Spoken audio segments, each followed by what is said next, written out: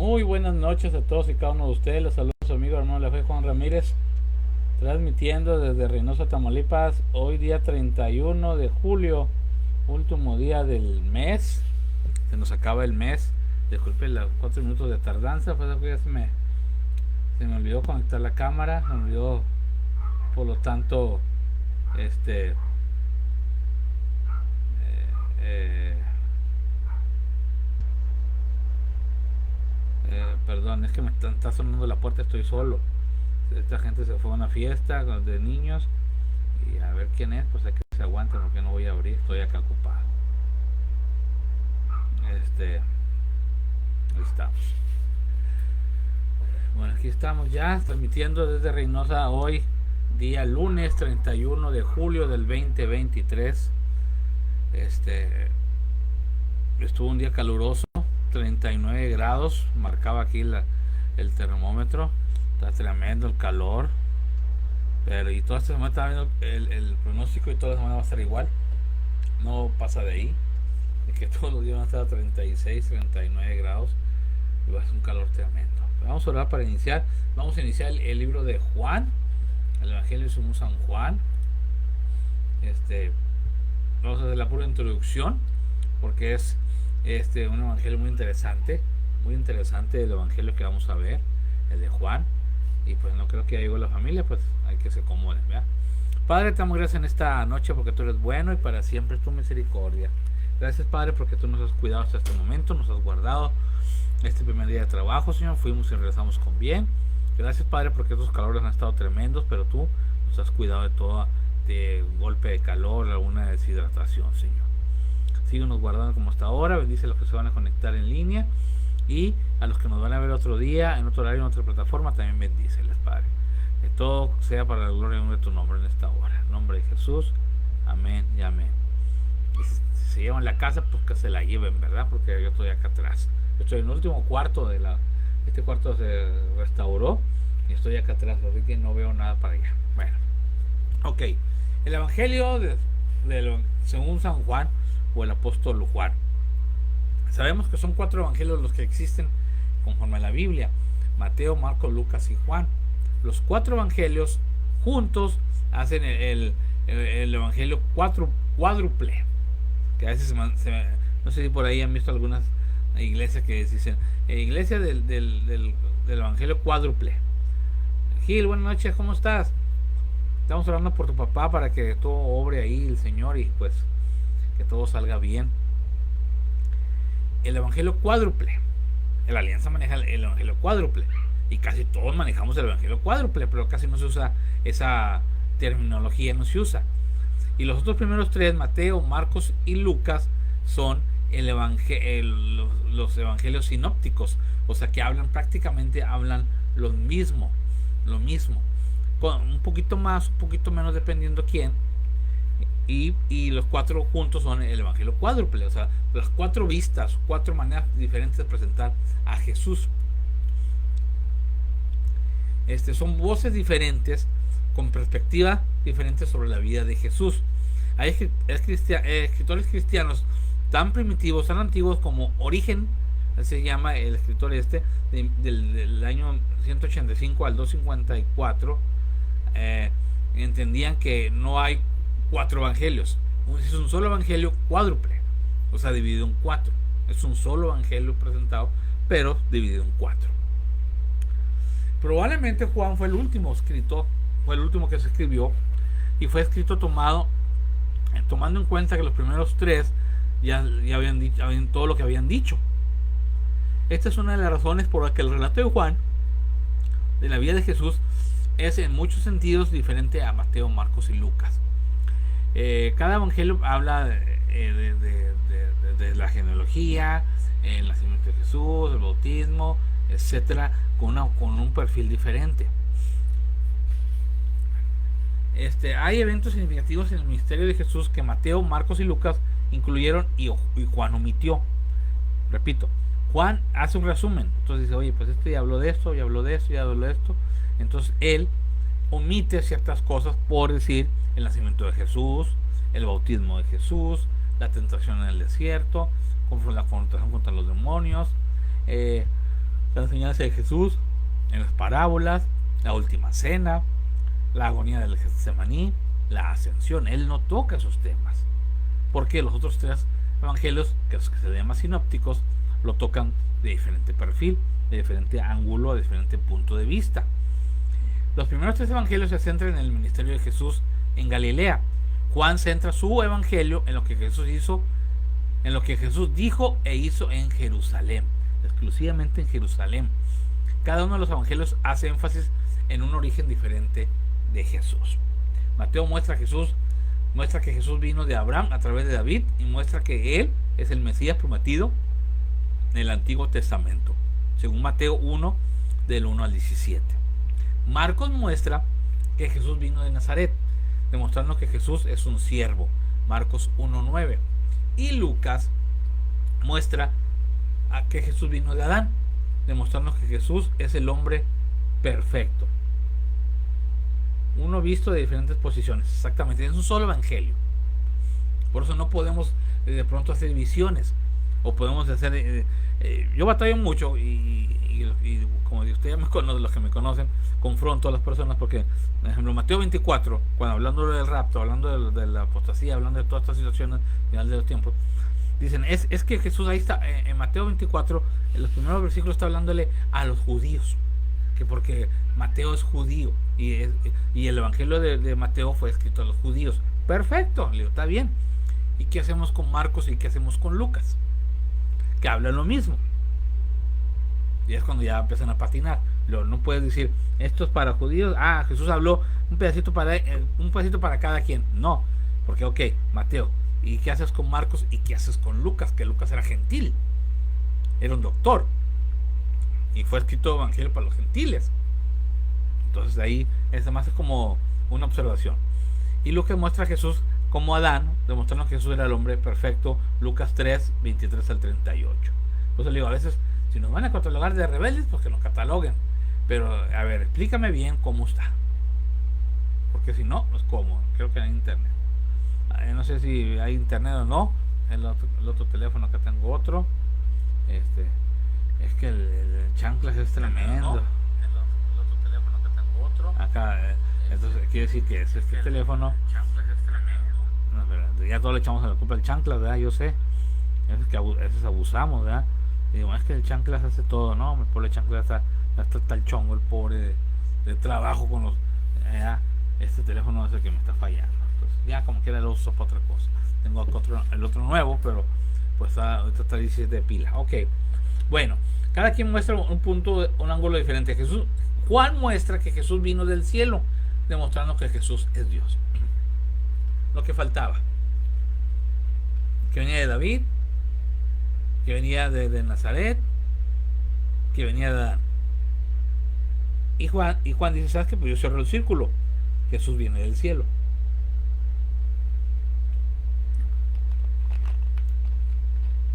Y ahí es como cuando dicen por ahí, y aquí la puerca torció el rabo, porque él cierra el círculo. Los cuatro perfiles de Jesús, humanos, por parte de la creación, y cierra con que Jesús vino del cielo y que Jesús es Dios. Sin embargo, es incorrecto pensar que el evangelio da la historia de Jesús completa. Juan escribió que la historia de Jesús es tan grande que nunca podrá ser completada, 21, 25, y eso creo que es realidad. Cada vez que además conoce uno de la Biblia y conoce a Jesús, hay muchas cosas que no se escribieron, muchas cosas que no están registradas, muchas cosas que sucedieron en 33 años y que pues no fueron puestas por alguna razón, porque creemos y sabemos y pensamos que la Biblia fue escrita solamente y se reveló lo que Dios quería que se revelara en la palabra de Él. No es un libro de conocimientos. Ok, Mateo, segundo punto de la introducción. Mateo, Marcos y Lucas son conocidos como los tres evangelios sinópticos, lo que los comentaba hace rato. La palabra sinóptico significa ver juntos, y los primeros tres evangelios presentan la vida de Jesús básicamente en el mismo formato. Los primeros tres evangelios, Juan Zúñiga, ¿cómo estás? Los tres evangelios se enfocan más en lo que Jesús hizo y enseñó Juan se enfocó más en quién es Jesús, en su persona, en su individualidad, vamos a decirlo así, en su humanidad. Se enfocó. Juan nos muestra quién es Jesús resaltando siete señales o milagros de Jesús. 6 de estos milagros no son mencionados en los otros primeros 3 evangelios. Es lo que les comento. Juan se enfoca de otra manera diferente y aún esas señales o milagros son enfocados en la humanidad de Jesús. En su momento lo vamos a ver.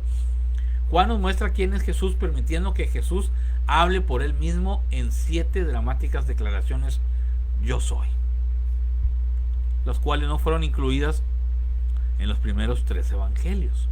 No estamos diciendo que Juan inventó. Pues a ver, pues voy a poner otra cosa porque sabían la historia, pero dijo, bueno, él ya pusieron esto, yo que voy a poner esto cuando él dijo esto. Claro, guiados por el Espíritu Santo de Dios. Juan nos muestra quién es Jesús dándonos testigos que testifican, paga la redundancia, acerca de la identidad de Jesús. 4 de esos testigos hablan solo en el primer capítulo. Testigos oculares de un Jesús humano. Es que posiblemente se traba porque tengo acá conectado el otro. Tengo Facebook y otro tengo en 3 páginas, en 3 dispositivos. Y pues más que se quedó ahí. A ver si se vuelve a la vida. Ya volvió. Ya volvió a la vida. Que se quedó trabado. Ok. Tercer punto. Juan es un evangelio escrito con un objetivo específico: que podamos creer. El problema de muchos personajes o personas que conocemos es no creer en Jesús como Dios. Tenemos a los testigos, tenemos a los mormones, tenemos a los ateos, tenemos a ateos, gracias a Dios, tenemos a personas que no creen que Jesús es un Dios encarnado. Un buen profeta, un buen líder, un buen guía, pero está ahí. Y Juan se enfoca en eso, en hacernos creer que Jesús es Dios encarnado. Un versículo clave para entender el evangelio de Juan se encuentra al final del libro de Juan. Dice Juan 20:31: pero estas cosas se han escrito para que creáis que Jesús es el Cristo, el Mesías, el Hijo de Dios, y para que creyendo tengáis vida en su nombre. Basti Elizabeth, saludos, es mi hija. Tengáis vida en su nombre, para que creáis. Pero ¿por qué Juan escribe? Porque Juan está convencido. Juan estuvo de primera mano ahí. O sea, no hizo otro libro, otro evangelio, otro libro, simplemente por hacerlo, o por llevar la contra, o por decir cosas que los otros no dijeron, porque él estaba persuadido y él estaba convencido que Jesús era Dios. Y lo escribe para que creamos que Jesús es el Mesías, que Jesús es el Hijo de Dios, y para que creyendo en eso tengamos vida creyendo en su nombre. Eso es lo que hace Juan en este evangelio que vamos a estudiar a partir de hoy. Este es lo que vamos a ver, vamos a desglosar. Ahí sí nos vamos a ir despacio. No hay prisa de ver un capítulo en 2 días o una semana, y así, lo que como se pueda. Porque es muy interesante, porque esta es la base. Si ustedes se acuerdan, cuando iniciamos nuestra vida cristiana, nos dijeron, el primer libro que debes de leer es, hay unos que dicen que Romanos, pero Romanos pues te quedas bien traumado, es Juan, porque Juan te describe a Jesús humano, al Dios hecho carne. Dicen, empieza a leer Juan. Y Juan pone desde el primer versículo del primer capítulo, y ustedes ya creo que todos nos lo sabemos de memoria, ahí pone el fundamento en lo que se va a basar todos los otros 20 capítulos. En el principio era Jesús, y Jesús era el verbo. ¿Cómo es? El principio era el verbo era con Dios, y el verbo era Dios. En el principio era Jesús, y Jesús era Dios, y es que me pierdo cuando lo parafraseo. En el principio era el verbo, en el principio era Jesús, y así, bueno, olvídalo, te lo vamos a ver después, porque me traumo. El evangelio de Juan ha ayudado incluso a académicos escépticos a creer, El fragmento más antiguo que queda del Nuevo Testamento es una porción de Juan, capítulo 18, encontrado en Egipto y data del año antes del año 150. Carlos García, saludos y bendiciones. Y data antes del 150 después de Cristo. Un fragmento por ahí de Juan, regado, un pedazo de pergamino por ahí, porque antes no era la Biblia como hoy, papelitos, indicando amplia circulación en esta fecha antigua. O sea, se esparció el Evangelio, se escribieron copias y se esparcieron.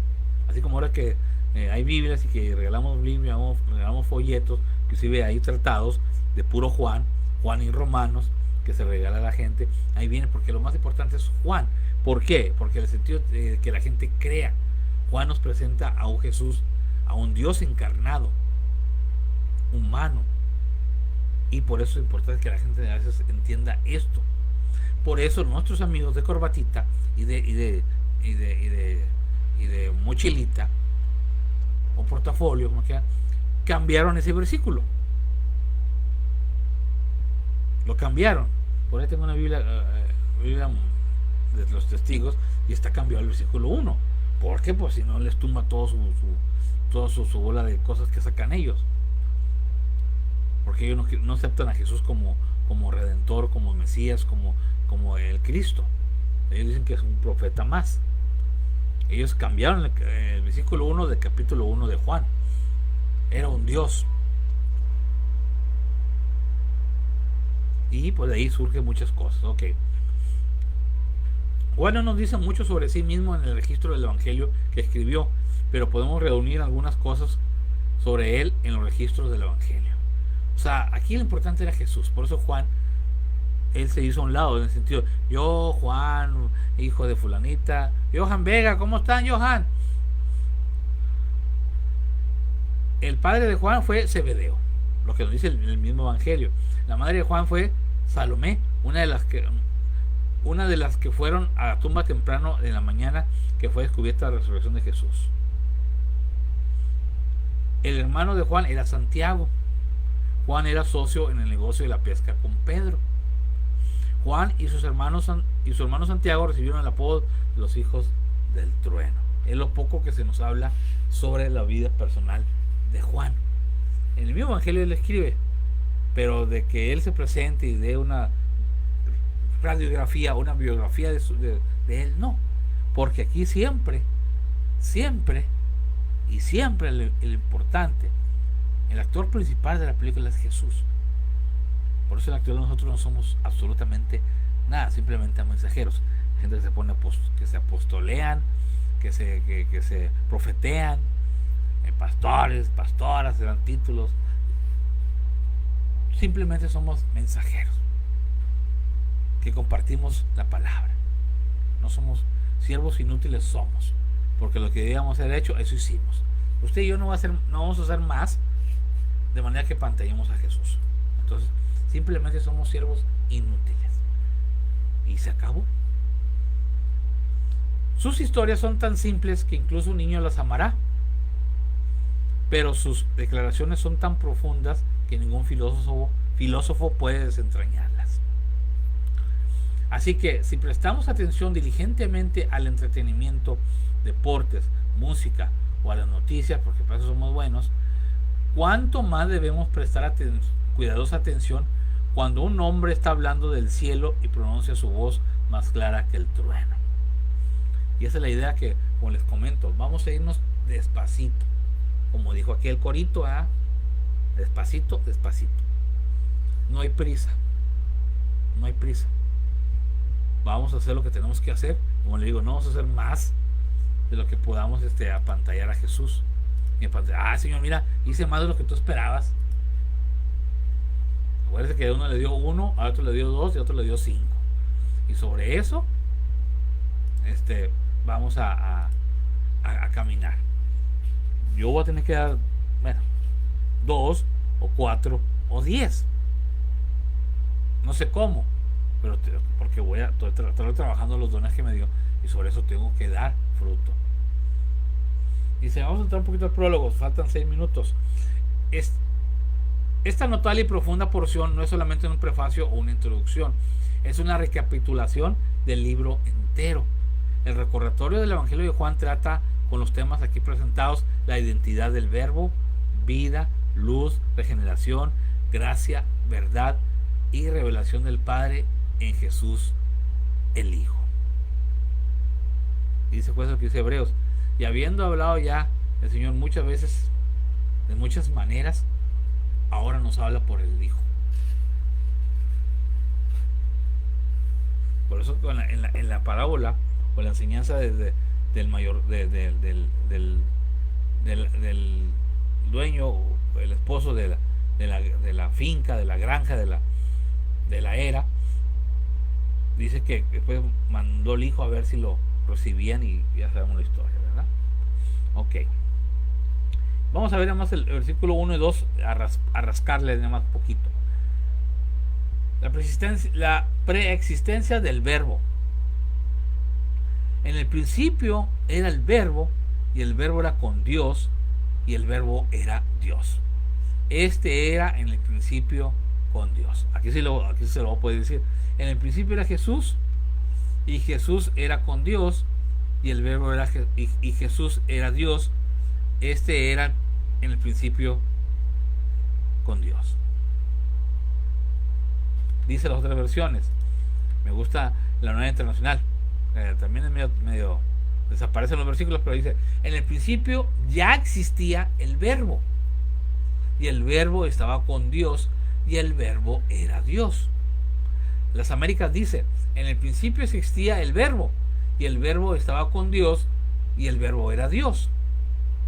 Dios habla hoy: en el principio ya existía la palabra, y aquel que es la palabra estaba con Dios y era Dios. O sea, pone la base. Juan pone la base, el fundamento, el primer muro que va en el centro de la casa. Y aquel que es la palabra estaba con Dios y era Dios. Era el mismo. No me pregunte, porque años tratando de entenderlo, pero la mente infinita que tenemos, y una máscara que está toda atrofiada con tanto virus, no logro entenderlo, y cada vez me vengo a pensar hasta la cabeza me duele. En el principio ya existía el verbo, ya estaba ahí. Dios no tiene principio ni tiene fin, por tanto Jesús no tiene principio ni tiene fin. Y el verbo estaba con Dios, y el verbo era Dios. Tratemos de entenderlo, nos va a doler la cabecita. Hay que explicar la fe. En el principio, esto se refiere a la eternidad atemporal de Génesis 1:19, porque dice: en el principio creó Dios los cielos y la tierra. Antes no había nada. ¿Cómo? Bueno, lo mismo. Eso es irnos muy allá. ¿Qué había? Oscuridad, agua. ¿Qué había? Nada. Esa es la eternidad atemporal, la eternidad que no tiene tiempo. Juan básicamente escribió: cuando empezó el principio, el verbo ya estaba ahí. La idea es que el verbo estaba ahí al principio, antes de que nada fuera. Dios, simplemente aquí nos podemos quedar nadando aquí una hora.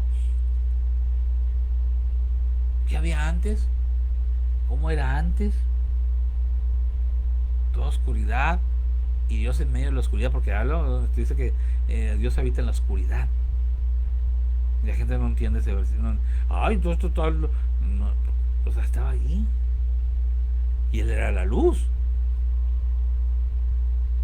Juan deja claro que el verbo no es solo el principio, sino que es el principio del principio. Él estuvo en el principio antes de que todo lo demás. Si se acuerdan, nos vamos a Job. Y cuando Job se cansa y le dice: oye, dice Dios: así, yo voy a preguntar y tú vas a contestarme. ¿Dónde estabas tú cuando yo creé los cielos y la tierra?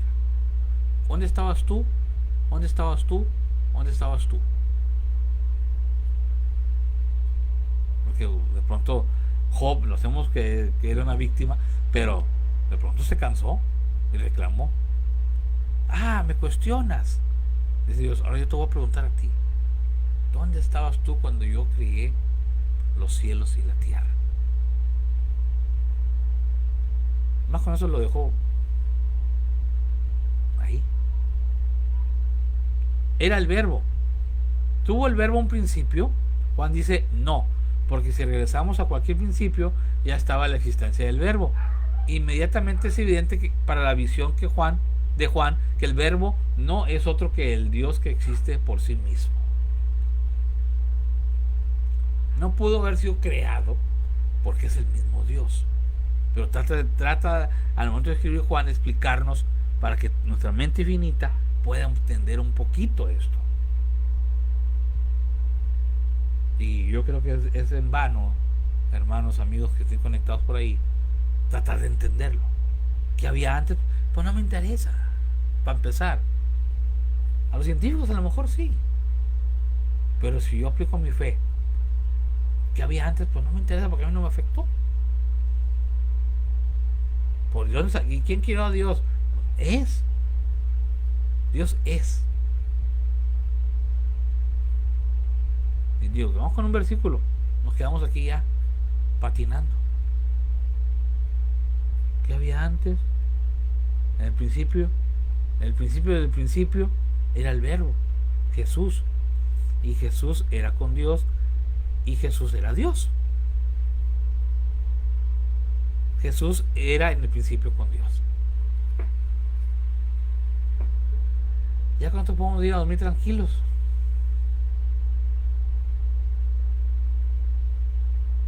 Hagamos, ahorita ya podemos ir a decir hagamos.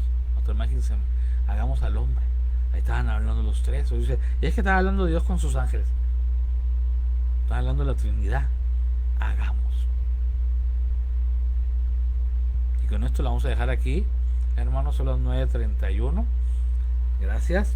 Vamos, esa fue la pura introducción a esto que te pones a leer así detenidamente y te quedas así como que ¿what?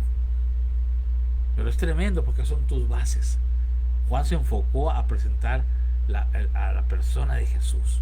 Aquellos escribieron milagros, aquellos escribieron sus aventuras de Jesús, los pleitos, las contiendas que tuvo con los fariseos, con Nicodemo, con Pilatos, con Herodes, etc. Pero Juan se enfoca a Jesús. ¿Para qué? Para que creamos que Jesús es Dios. Y eso es lo importante de nosotros. Estamos en un tiempo de decaimiento espiritual. No sé sus iglesias, ustedes donde anden, pero yo aquí percibo un desinterés, una apatía, una apostasía, eventualmente fluyendo y emergiendo. ¿De dónde? De afuera no, todo surge de adentro de nosotros mismos. Por eso de pronto veo liderazgos que quieren forzar las cosas.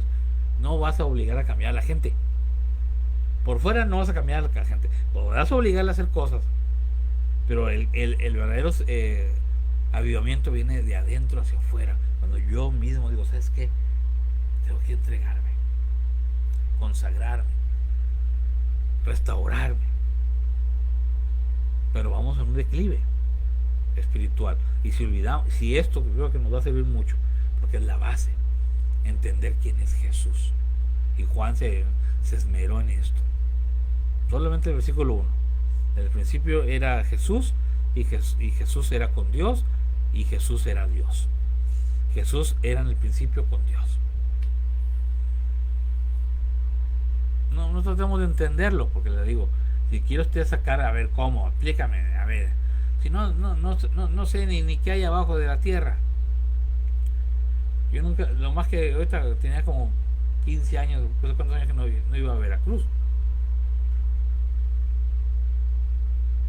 Y voy a saber qué hay ahí arriba. ¿Y para qué quiero saber? No que vaya a ir a ver. Para la cúpula no podemos salir. Bueno, aquí le vamos a dejar. Dios los bendiga mucho a todos y cada uno de ustedes. Vamos a orar. Vamos a seguir orando por tu papá Gil para que Dios obre ahí. Están entendidos que los proyectos y los planes de Dios están sobre nuestros proyectos y nuestros planes. Que sus pensamientos son más que nuestros pensamientos y sus caminos son mayores que nuestros caminos. Vamos a orar a Dios para que Dios haga la obra ahí conforme a su voluntad de Él, y pues estar listos y apercibidos y pues para todo, ¿verdad? Porque pues yo un domingo salí en la mañana y regresé a la hora y, y ya mamá se había ido. Entonces es parte del proceso. Pero si entendemos que Jesús es Dios y Dios está con nosotros, debemos descansar en sus... Van a operar a mi papá el día 8 de agosto. También vamos a orar, Juan, también por tu papá, para que Dios se haga la voluntad de Dios en su vida de él. Nosotros oramos, lo repito, como le dijo Gil, Dios tiene sus planes, sus proyectos. Él sabe el día y la hora de cada uno de nosotros. Vamos a orar, no perder la confianza, pero sí saber que lo primero que debemos de orar es por que la voluntad de Dios se haga en nuestras vidas y en las vidas de nuestros seres queridos. Padre, te damos gracias en esta hora, Dios eterno, porque tú eres bueno y para siempre tu misericordia. En esta hora te damos dando gracias, Padre, porque nos has permitido iniciar este Evangelio de Juan, que pues simplemente con este prólogo y con este primer versículo hemos quedado, nuestra mente queda así como que no entiendo, pero quiero creer y creo que Jesús es Dios y Jesús vino a morir por mis pecados en la cruz del Calvario, a darme vida eterna. Padre, en esta hora queremos interceder por estos dos varones, Señor, por nuestro hermano Beto, a Mariguín, para que tú ores ahí, Señor, esta situación de este pequeño infarto, Señor, que tú obres conforme a tu voluntad, conforme a tus planes, conforme a lo que tú tienes planeado para cada uno de nosotros, Señor. Sabemos que vamos de pasos, sabemos, Padre, que tarde o temprano nos va a llegar el momento de decir adiós. Solamente te pedimos, Padre, que tú des la oportunidad a nuestro hermano Beto de salir de esta situación, Padre, para que él pueda estar delante de tu presencia, Padre, que él pueda buscarte, consagrarte a ti, Señor bendito. Te pido que tú ores en la vida de todos, la familia Arigüín, por nuestra hermana Leti, Señor, para que tú le des paz a su corazón, por Julia, por Gil, por Coquia, Señor, por Reina, para que tú ores ahí, Señor. Ten misericordia, Padre. Te pido que tú ores en esto, que des paz a nuestro corazón y confianza, Señor, de saber que tú tienes el control de nuestra vida en tus manos. Igualmente por nuestro amigo Juan Zúñiga, papá de nuestro hermano Juan, para que tú ores también ahí en esa operación, Señor. Tú sabes los riesgos, tú sabes las connotaciones, tú sabes los síntomas, tú sabes qué es en sí lo que le van a operar, Señor, qué tanto riesgo hay, y lo ponemos en tus manos para que tanto los doctores, tú los bendigas, tú los prepares, tú los guíes en ese momento de la operación, próximo 8 de agosto, igualmente con su hermano Gil, también, Padre, cualquier situación, cualquier tratamiento, que obre, Señor, ahí en medio de las medicinas, para que pueda haber una mejoría en nuestro hermano y dar testimonio de que tú eres un Dios que escucha la oración. Igualmente te pido por los demás hermanos que se conectaron, por Johan, bendícele, Padre, gracias por que le has permitido un año más de vida, hermano Carlos García, mi hija Basti Elizabeth, para que también busquemos de Dios, y todos aquellos que nos van a ver otro día, en otro horario, otra plataforma, también bendíceles, Padre. Tú sabes que esto no lo hacemos con ninguna otra idea, solamente compartir tu palabra, Señor, porque son tiempos difíciles, son tiempos en que la fe viene por el oír, y el oír por la palabra de Dios. Y tú nos has dado esta consignación, esta asignación, y ayúdanos, Padre, también a seguir adelante, porque nosotros también caemos en depresión, en desánimo, en desconfianza, en presiones. Ayúdenos, Padre. Obra nuestros pastores, Pastor Mario, le pido que te le des mucha sabiduría para todos los proyectos que están ahí en puerta, todo Pastor David allá en Arlington también, bendiciones. Y pedimos que tú obres en todos los pastores de Reynosa, Señor, que dejemos a un lado todas las divisiones, todos los protagonismos, que dejen a un lado todo aquel divisionismo que hay, Señor, y que nos enfoquemos en Reynosa para Cristo. Gracias, Padre, por esta hora, gracias por este mensaje, gracias por esta palabra que nos da aliento a seguir adelante, y gracias por mis hermanos que han hecho el esfuerzo de conectarse también. Gracias por todo, Padre, en esta hora despedimos esta transmisión, mas no nos despedimos de tu presencia. En el nombre de Jesús, amén y amén. Dios los bendiga, cuídate mucho, Gil, échale ganas, Juan, échale ganas, Johan, échale ganas, Carlos García, échale ganas también, todos, a seguir adelante, porque los tiempos son difíciles. Y me acuerdo, y no se me olvida la frase que dijo este pastor Gabito Rodríguez: estamos en tiempo de sálvese quien pueda. Y pero pues, si no compartimos la palabra y no nos juntamos a leer o a estudiar la palabra, pues va a ser más difícil, porque allá afuera están tremendos, tan tremendos. Ya les platicaré algo que nos sucedió ayer domingo, pero lo voy a hacer por Telegram. Voy a empezar a grabar ya con otro teléfono. Voy a empezar a grabar unos spots, unas pequeñas cápsulas por ahí. Eh, Cosas que yo, y me falta la serie que grabé allá en Veracruz. No la he hecho, la serie no la he editado. Son 6 capítulos. Para que se ríen un ratito. Me inspiré y andábamos allá. Bueno, no les cuento más. Ahí van a ver los capítulos, son de un minuto, 2 minutos, 3 minutos. Son 6 capítulos. Dios los bendiga mucho, cuídense, oren por nosotros también para que sigamos adelante y que Dios nos dé fuerzas para seguir. Y pues guarden mi carcachita, la chorreada, porque pues ya le oigo que le suena todo, parece maraca, pero que Dios sobre. Yo sé que Dios está en control, pero que Dios sobre para que pues él sabrá que va a proceder, ¿verdad? Y que pues nos ayude en todo. Gracias, mis hermanos en Cristo, cuídense mucho y nos vemos primeramente Dios el próximo miércoles 9 de la noche. Bendiciones.